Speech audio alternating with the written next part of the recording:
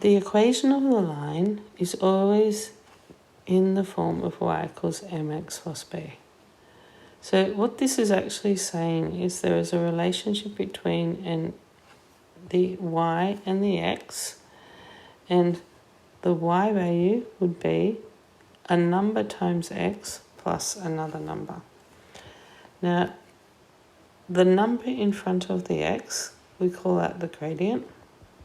So the gradient is in front of the x. And the b, the number out on its own, this one here, b, that's the b. And I'll just do this for the m, which is the gradient. Okay, so that b is actually equal to the y-intercept, and it is where the line cuts the y-axis. Now, I'm just going to look at a particular graph just to show you so you have a really good understanding of why that happens. If you have y equals 2x plus 1, for example, we're just going to sketch this. Now, we know, because of what I've just told you, that the gradient should be the number in front of the x, so the gradient should be the 2. And the number out on its own, the 1, that gradient, that is the y-intercept, and the 2's the gradient. And so the y-intercept, that number is that number there. I'm just going to graph it just to kind of prove it to you. But let's just draw up a table of values. So we've got x, y, 0, 1, and then 2. Okay, so if we put 0 in there, the y would be 2 times 0 plus 1, which is 1. Put 1 in there, 2 times 1 plus 1, which is 3. No surprises, it is going up by 2, which is the gradient. That's 5. So we go 3, 5. Do notice that it does go up by 2, the y values, because for every one across you are going 2 up. That is the gradient. So the points we are plotting are 0, 1 from the table, 1, 3, so 1 and 3, and 2 and 5, 2 and 5. So you go across 0, up 1, across 1, up 3, across 2, you are going up to 5. And then we are going to draw a line through this.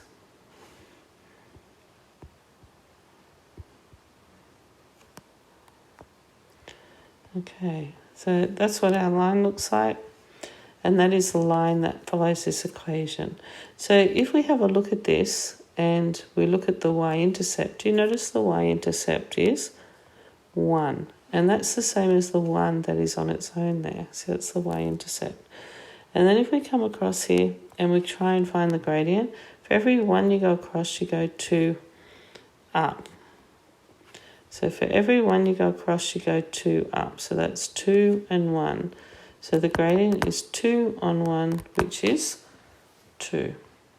So do you notice that that matches in our equation? Gradient is 2x. So the number in front of the x is the gradient, plus 1, which is y. So how that helps us then, we know then if we are given like y equals 3x plus 2,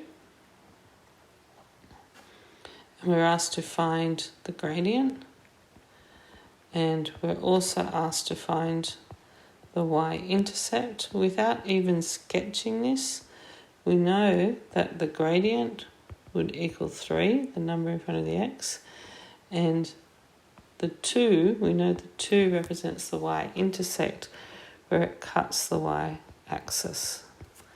And we can do that with any line whatsoever. Like we can have y equals 4x plus 3, y equals minus 2x plus 5, y equals 2 on 3x minus 1, and let's say y equals minus 4 on 3x plus 2. Okay, so if what we're going to do with this question is we're going to look for which one of these is, we're going to find the gradient in each of these, and we're also going to find the y-intercept, which is where it actually cuts the y-axis. So I'm just going to highlight through here the gradient. Now I'm doing that in red. So the gradient is the number in front of the x. So we'll just write down now what the gradient is. So the gradient here is 4, the number in front of the x. The gradient, this one's -2, because -2 is in front. The gradient here is 2/3. And the gradient in the next one is a -4/3. Okay. And then if you look at the next one, the y-intercept, that is the number that is like on its own. So in all of these, the y-intercept, which is b, is equal to, b is equal to 3, b is equal to 5, b is equal to -1, and b is equal to 2. So that number down there, that is the y-intercept.